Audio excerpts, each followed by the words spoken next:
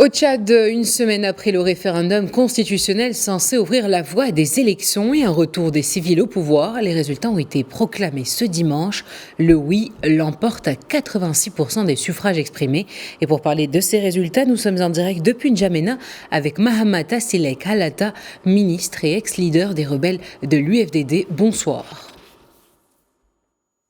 Madame, je suis le ministre de l'Aménagement du territoire, de l'urbanisme et de l'habitat. Je suis le chargé à la communication de la coalition Oui. Ce dont vous avez dit, c'était avant. Très bien. Donc, vous voulez... Alors, pour commencer, vous avez été porte-parole pour la campagne du oui au référendum. Quelle analyse et quelle lecture faire de ces résultats? Une lecture de plébiscite parce que le peuple a voté à presque 83,7% sur un taux de participation de 33,7%, ce qui est une satisfaction. Mais néanmoins, cependant, il y a quand même 14% de nos compatriotes qui ont voté non. Il va falloir aller chercher le pourquoi et le message qu'ils veulent porter. 83,70%, et je salue les Canadiens qui ont voté pour l'État unitaire fortement décentralisé. C'est une première. On attend le 28 décembre.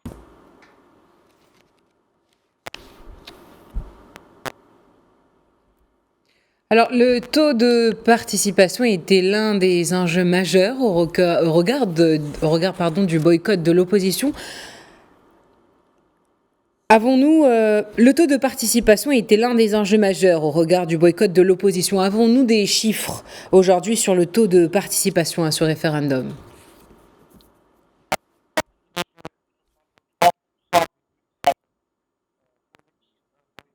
Ou ceux qui se sont abstenus ou ceux qui ont voté non, le tout se résume à 13,7%, aux environs de 14% à l'arrondi.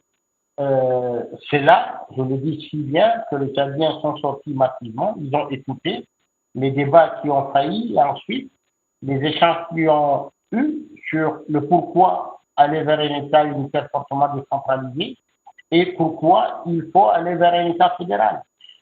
Même si l'opposition ou si une frange de la population a voté non, aujourd'hui, le constat est là.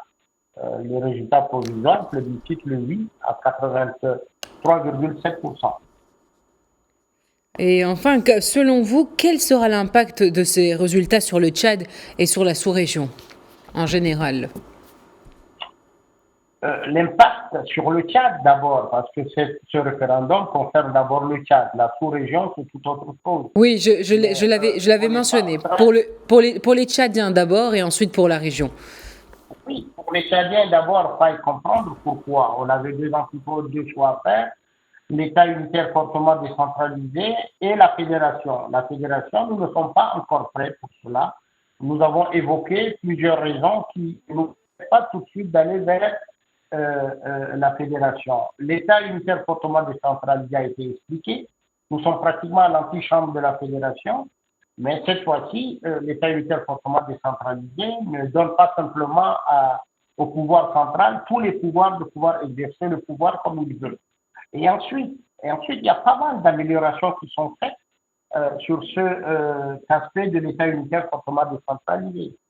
Donc, je pense que pour le Tchad ne pourrait qu'être positif. Par rapport à la sous-région, c'est tout autre chose.